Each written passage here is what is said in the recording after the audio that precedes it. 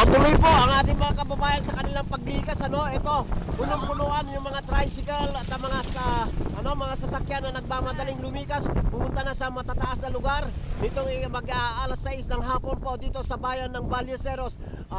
Tungkol po dito sa napabalitang pagragasa ng tsunami sa bansang Pilipinas. At inaantabayanan natin, galing tayo kanina sa karagatan, at ito ang makikita natin kung paano ang ating mga kababayan ay nagsisilikas na papunta sa matataas na lugar ng ating pamayanan.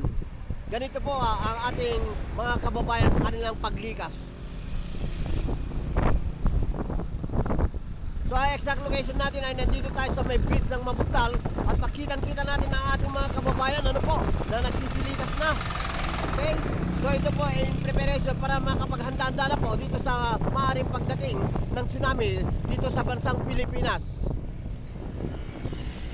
Ito po ay bunga at dulot po ng napabalitang alert ng tsunami na maaring pumasok dito sa bansa ng Pilipinas sa mga bandang alas 5 hanggang alas 7. Kaya ito ay minomonitor po natin ng ating mga kababayan sa kanilang paglikas. At kitang-kita natin punong-punuan ang ating mga sasakyan at pabilis, nagmamadali ang ating mga kababayan para lumikas at pumunta sa matataas na lugar.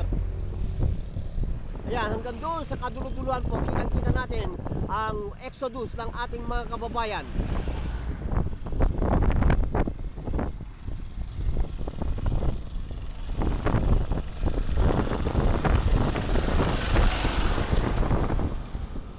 Mga kababayan natin, ito mga nagsisilikas na po pupunta sa matataas na lugar ng ating ito, punong-puno ng kita nyo mga kargamento. At ayan, sunod-sunod ang ating mga kababayan, mga tricycle at iba't ibang uri ng sasakyan na nagdadala na ng mga tao palabas sa ating bayan, At ito nagsisilikas na para pupunta sa mataas na lugar ng ating pamayanan dahil sa napabalitang tsunami, na maaring bumagsak dito sa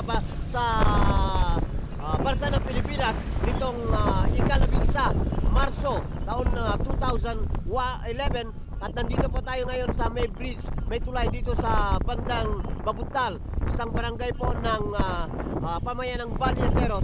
At minomonitor po natin ang ating mga kababayan na naglalabasan na, Busy sa kanilang paglabas ang ating mga kababayan.